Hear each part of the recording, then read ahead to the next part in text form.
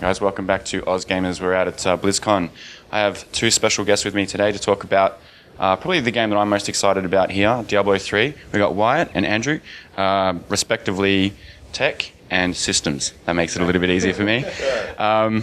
So guys, I guess like a really burning question would be, and you've probably been asked this a fair bit over the course of yesterday and today, but where are you at now, like having had the beta out there for a little while, in terms of feedback and applying sort of what you need to the end game? One of the big areas of feedback was on the skill system. A lot of people were having trouble figuring it out. So I think once people figure out the skill system, then they understand it and they can swap the skills just fine. But that process of learning that interface takes anywhere from 2, 5, 15 minutes, 20 minutes, or sometimes people never figure it out. And they just try to finish the game and beat the Skeleton King using the starter skills. So I think we can do better there, and we've been looking at that. On a related note, people talk about once they have figured it out, they find that you can gain an advantage by switching skills in the middle of fighting an enemy. And that ends up not being very fun. So we're currently experimenting with a system where you can only switch skills in town. And we're also at the same time, as part of that, revising the interface to make it more understandable and easier for new players. Okay, that's an interesting thing, because on the one hand, I guess a question that would stem from that is, and you guys are a beta-heavy company, it's probably good that you never have an actual release date, because if you've got this iterative process, and when it's Blizzard products, it's done when it's done.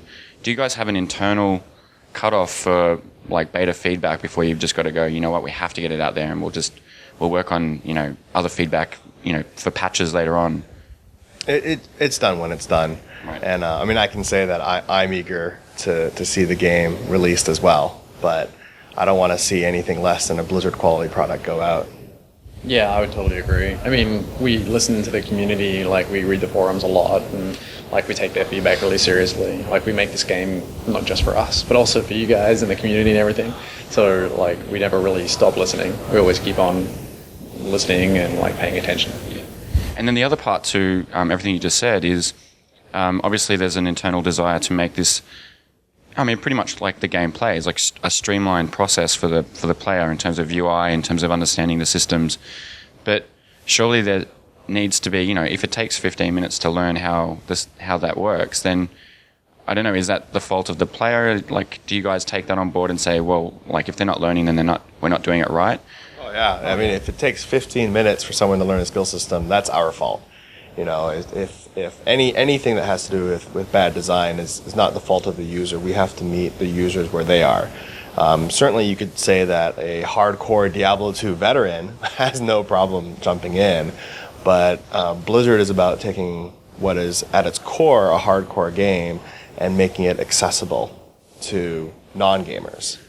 I had an incredible experience. My mom came over from Australia recently to visit, and she sat down and played the beta, and that was like flooring, I sat there and watched her, and I couldn't say a word, I couldn't help her out, and she's like, playing along and stuff, and like she dies to the zombies on the road and everything, and she can't open the skill, or she opens the skill page and looks at it and just like, oh, okay, and closes it and stuff like that, and I'm just like, oh, please, just, I wish I could say something. So, I went into work the next day, and we made the zombies a little bit easier, and like we spoke about what we could do with the skill systems, like change it up and make it more accessible. It's really important that casual gamers, maybe not my mum, sure, but just more like casual gamers can start and they can get through in normal difficulty, because that then takes them into the rest of the game, and that turns them into hardcore gamers like us. Yeah, right. That's really important. Well, there you go, guys. Get your mum to play the game, and then get your mum to contact Blizzard on your behalf, so that you can actually get the changes that you need done. I guess another thing there is, so when you come across these pitfalls that the players are kind of tripping up on or whatever, like how long do you guys spend on that problem?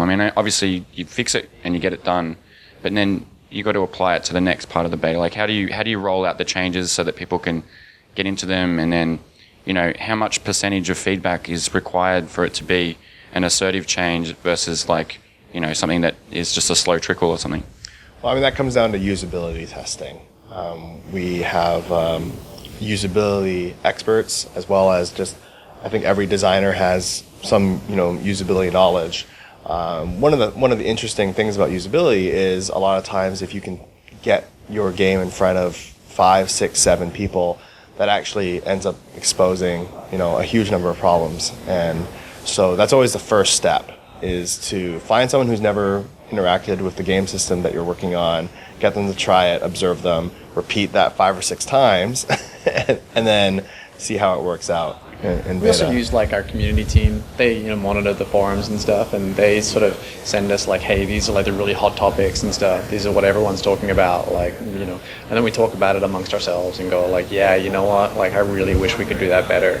So we'll either look at like maybe doing a tutorial system for it, or like integrating it better into the gameplay, or like just making the feedback for it better, or a whole bunch of different things. Like the priority of this sort of stuff, it kind of depends on how much effort we want to put into that system to make it better. Like how much do we think it really needs? Like, is it just something that people like? Is it one button click that maybe people are just missing, and can we make that button like glow or flash or something like that? That might just like get them straight into it, and then it's easy. So. And of course, kind of like you said, it's never perfect. You never reach 100%. So we're always trying to improve. And if you look at other games like StarCraft 2 or World of Warcraft, over time, you realize the areas of your game that could have been better, and you work to improve it. Yeah, right. Okay, let's switch gears.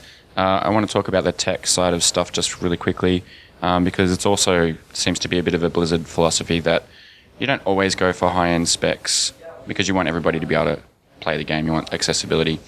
I'm curious to know, what sort of system could you run D3 on? Could you get it up and running on an iPad, for example? No, I'm pretty sure you're not going to get it up and running on an iPad. I don't actually know what our minimum specs are at this time. We'll probably be ready to announce that later. Okay. And obviously, like you're gearing for the same fidelity across PC and Mac. Like there's no differentiation there whatsoever. Yeah. I mean, I played on my Mac at home, and it looks just as good as the PC that I played on at work. It runs just as well. Yeah. Do you guys what do you do? I mean, obviously everything is in internal development. Do you look outside at any of the other sort of games that are, I guess, in a similar genre for cool new effects that they're using, or just better pipelines or stuff like that? Yeah, I mean, I'm always playing other games. I love playing games, right? That's part of the reason I love making them. And when we're making Diablo III, it's not about grabbing any idea that we can and putting it in the game. It's about picking ideas that are the best for Diablo III based on what we're trying to make. So I don't really care, whether I come up with an idea or an artist on our team comes up with an idea, or we're just riffing and we happen to brainstorm something while we're out at lunch or something. Yeah. It's all about executing on that idea and polishing it and making sure it fits into the grand picture. That's a really good question. Well, a really good segue to a question about when enough is enough. Like, if you're out at lunch and you guys are, X% through the game in development, and you go, oh, we really need to add this. I just had this great brainstorm. Can you go in and retool and add will one system that you come up with later break a bunch of other systems that you had? And yes. What's the process with that? No, it would adding too much would be bad. We use the pizza analogy where making a game is like making a pizza. You can throw just about any ingredient you want onto a pizza. I've seen it done, but you wouldn't want to throw everything onto a pizza. You have to pick and choose the ingredients that you want, and that's very much the case. And lately, as we're trying to finalize the game, definitely been exercising our no muscle a lot. No. Yeah, just because it's new doesn't mean it's better. Right. Doesn't mean that it's going to enhance the game. I don't love anchovies, right, on a pizza. So I wouldn't want anchovies, the equivalent in Diablo 3, right? So it's kind of the way we go. Demon fish walking around. No. Now is not a good time for someone to say, hey, Wyatt, I don't really like the Demon Hunter class. Can we do something different? And be like, no. Well, that person would be crazy anyway, because I love the Demon Hunter. They should be that too. Yeah. Okay, so I guess you guys are sort of on the home stretch. What what's the process post-release for you? I mean, obviously you've got to sit down and make sure you continue to listen to feedback. And I mean, will you be patching the game early on? Is it like, do you prefer not to do that so it doesn't seem like you released a game that was, incomplete? Right now we're focused on just releasing the game. Like, we're focusing on polishing and getting it done. What happens after release, I like to say that's next month Andrew's problem, or next year's Andrew's problem. Like, he can deal with that. Like, right now we're just making sure that the game that you get when you purchase it is the best game that we can possibly make it. Is it like, when stuff like the collector's edition is finalized, is that like a sigh of relief for you guys, like, or a breath of release? You're like a cheer. Like, holy moly, that thing looks awesome. It does look awesome. Yeah. All right, guys. Well, listen, I'll leave it there because you need to get back and finish the game so I can play it. Actually, I do want to know: are we only going to see what we've got in the beta now?